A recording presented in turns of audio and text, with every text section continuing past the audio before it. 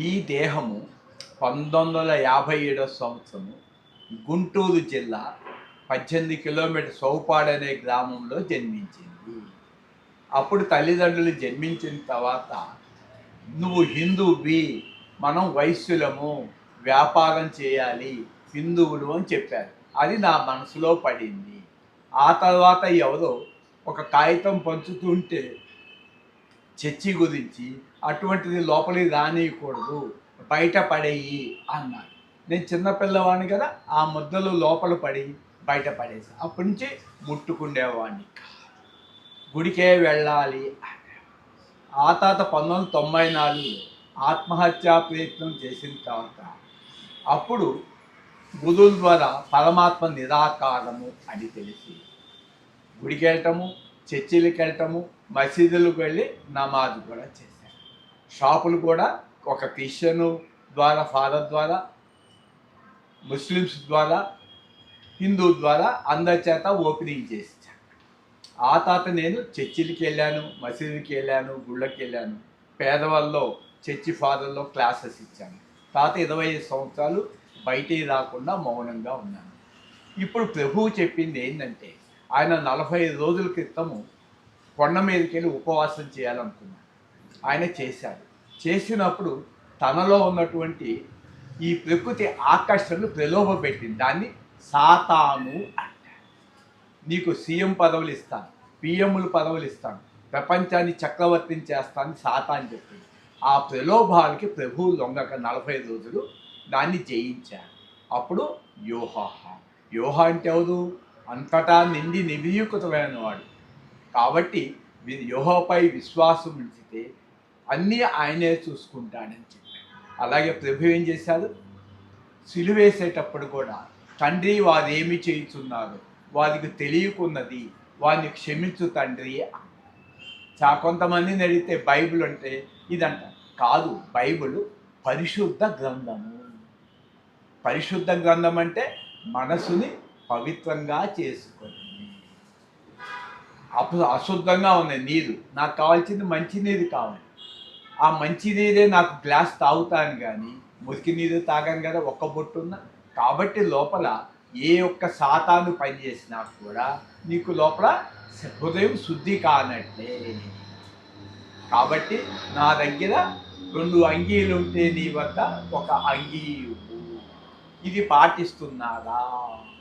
నా కోసం ఏడవకండి, మీకోసం, మీ బిడ్డల కోసం ఏడవండి. అలా జీవిస్తున్నారా? చెప్పండి.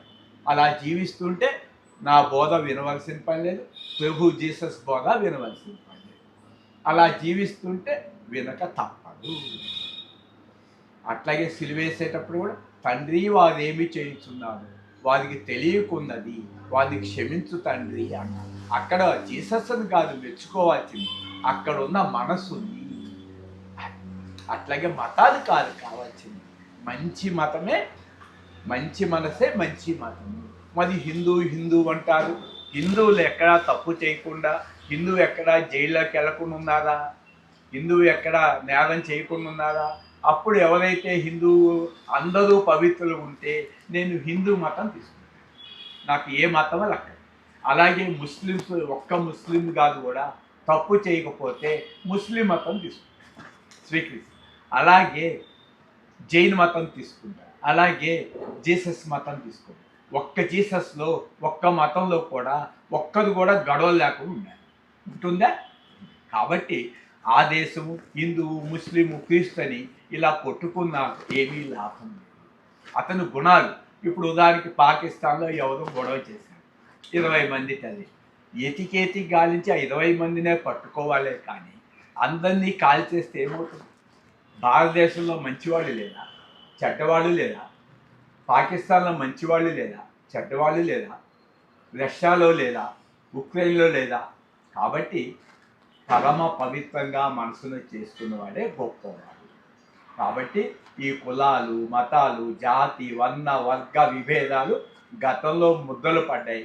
ఇప్పుడు నాకు కులము కానీ, మతము కానీ, జాతి కానీ, వర్ణము కానీ, వర్గము కానీ లేకుండా ఈ జగమంతా నా కుటుంబమే, వదలి మై ఫ్యామిలీ అని తిరుగుతూ ఉన్నాను. నా చిన్న ఫ్యామిలీని వదలటం కాదు, అనంతమైన ప్రేమతో అనంతమైన విశ్వాన్ని మొత్తం ప్రేమిస్తున్నప్పుడు ఈ ప్రపంచమే నా కుటుంబం అయినప్పుడు నా చిన్న కుటుంబం కూడా నాతో వస్తుంది కదా. ఉదాహరణకి ఒక బావిలో కప్పు ఉన్నది, దానికన్నా పెద్దది నదిలో కప్ప. అలాగే సముద్రంలో కప్ప, సముద్రం కన్నా పెద్దది లేదు కదా. అట్లాగే ఈ జగత్తు పుట్టక ముందు నిరాకారమైన తత్వం ఉన్నది. జగత్తు పుట్టింది, దీన్నే హిందువులు మాయా అని పిలుస్తారు, క్రీస్తులు సాతాన్ అని పిలుస్తారు, ముస్లిమ్స్ దిల్ అని పుడతారు. అంటే మనసు లేకుండా నువ్వేమైనా చెప్పగలవా? గాఢ నిద్రలో మనసు లేదు కదా, ఏదైనా చెప్పగలవా? గాఢ నిద్రలో మీకు ఏం కావాలంటే ఇస్తాను కదా, లేదు కదా. కాబట్టి కామ క్రోధ లోభ మోహ మదమాచారు. చర్చికి వెళ్ళటం తప్పు లేదు, గుడికి వెళ్ళటం తప్పు లేదు, నమాజ్ చేయటం తప్పు లేదు, మసీదుకి వెళ్ళటం తప్పు లేదు. కానీ ఈ చిత్తాన్ని శుద్ధి చేసుకోవటానికి వెళ్ళాలి. ఎంత తొందరగా చేసుకుంటే అంత నాకు మంచిది. ఇప్పుడు నాకు పవిత్రమైన గ్రంథాలు కానీ అపవిత్రమైన గ్రంథాలు కానీ లేదు. అంటే ఒకటి పవిత్రము అపవిత్రము ఉంటే అది ద్వంద్వాలు. లోపల ఆత్మకి నేను పవిత్రునని కానీ అపవిత్రునని చెప్పలేదు. ఉదాహరణకి ఫ్యాన్ ఉంది, అది నేను పవిత్రుని అపవిత్రుని చెప్పచ్చు. నేను ఎంతోమంది గాలి ఇచ్చాను, నేను బల్లుని చంపాను, దోమలు చెప్పాలని చెప్పచ్చు. లోపల ఉన్న కరెంటు ద్వంద్వాతీతము. గాఢ నిధులు మీరు ఒక్కటి చెప్పండి, నేను హిందువునని చెప్పండి, నేను క్రీస్తునని చెప్పండి, నేను ముస్లిం అని చెప్పండి, నేను జైన్ అని చెప్పండి, నేను బౌద్ధ అని చెప్పండి. మనోబుద్ధులు ఉన్నంత వరకే కర్మ. గాఢ నిధులు నీ మనోబుద్ధులు ఆగాయి. లోపల అంతరు జ్యోతి, అది ఎనర్జీ. అంటే ప్రతి దేహంలో ఉన్న ఆత్మే ఎనర్జీయే గొప్పది. ఈ ప్రపంచంలో పంచభూతాల కన్నా ఈ దేహమే గొప్పది. పంచభూతాల కన్నా గొప్పది ఆత్మ, అది అందరిలో ఉన్నది. అది హృదయ శుద్ధి గల వాళ్ళు ధన్యులు, వాళ్ళు తెలుసుకోగలరు. కాబట్టి ప్రతి ఒక్క మనిషి తన మనసును మంచుకొని అరిషడ్వారు గాలి తెచ్చి గాఢ నిద్రలో లాగా ఆనందంగా పొందాలి. పుట్టినప్పుడు తెచ్చింది లేదు, పోయేనాడు తీసుకుపోయేది. వాళ్ళకాటి నీ కులస్తులు కానీ మతస్థులు కానీ నీ బంధువులు కానీ ఎవరు రాదు. నువ్వు చేసుకున్న పాప పుణ్య కర్మలే వస్తాయి. మెలకువలోనే పాపము పుణ్యము రెండు జీరో అయినప్పుడే నీకు అనంతమైన శాంతి కలుగుతుంది. గాఢ నిధిలో ఒక పాపం చేశానని చెప్పండి, ఒక పుణ్యం చేశానని చెప్పండి, చెప్పలేదు. అందుకని గాఢ నిధిలో మీకు అనంతమైన శాంతి.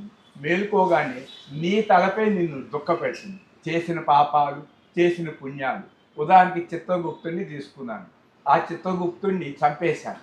ఆయన దగ్గర రాసిన పుస్తకం తీసి పెట్రోల్ పోసి కాల్చేశాను.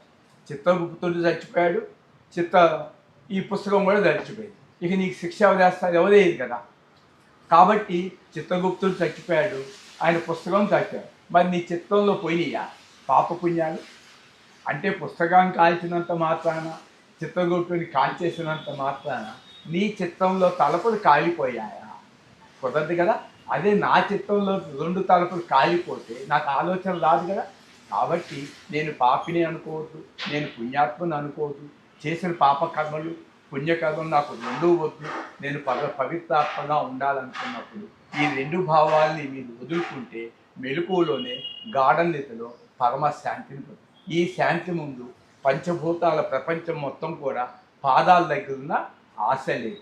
దీన్నే సాతాను, దిల్లు, మాయ.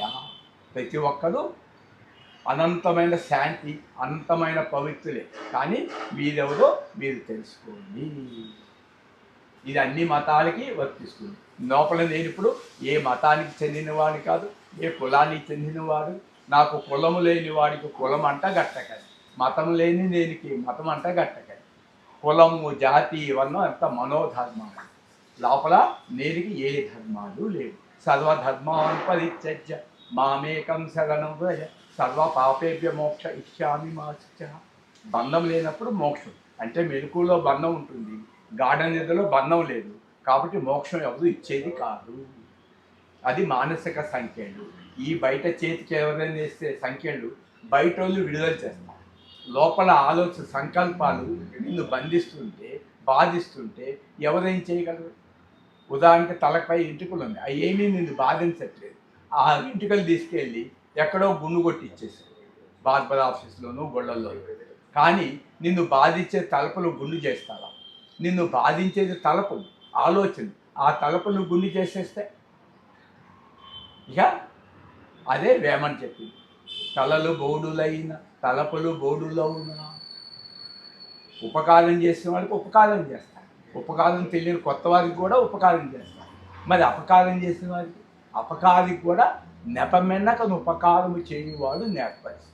అలా అన్నీ నేను ఆచరించుకున్నాను కాబట్టి ఇవాళ 30 సంవత్సరాల ఈ వరల్డ్ ఈజ్ మై ఫ్యామిలీ అని ప్రేమతో చెబుతున్నాను. విని మీరు కూడా ఆచరించుకొని పరమశాంతిని పొందమని ప్రార్థన.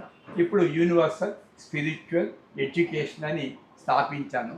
దాంట్లో ఫౌండర్గా పీస్ ఆఫ్ మైండ్ స్వామి పెట్టారు. దాంట్లో ప్రెసిడెంట్గా రామకృష్ణ గారు ఉన్నారు. వైస్ ప్రెసిడెంట్గా లేదు, డైరెక్టర్స్గా రామలక్ష్మణ్ గారు ఉన్నారు. వీరు మంచి భావాలతో ఉన్నారు కాబట్టి వీళ్ళు సమాజానికి సేవ చేయగలరు, శాంతిని పంచగలరు. మనశ్శాంతిని ప్రపంచంలో కొనలేదు. You win the world, not peace. You buy the world, not peace. You stop the mind, you win the mind, peace peace peace. అందుకని గార్డెన్ నిద్రలో ప్రపంచం లేదు, మనసు ఆగిపోయింది, శాంతిగా ఉంది. కాబట్టి శాంతిని కొనలేదు.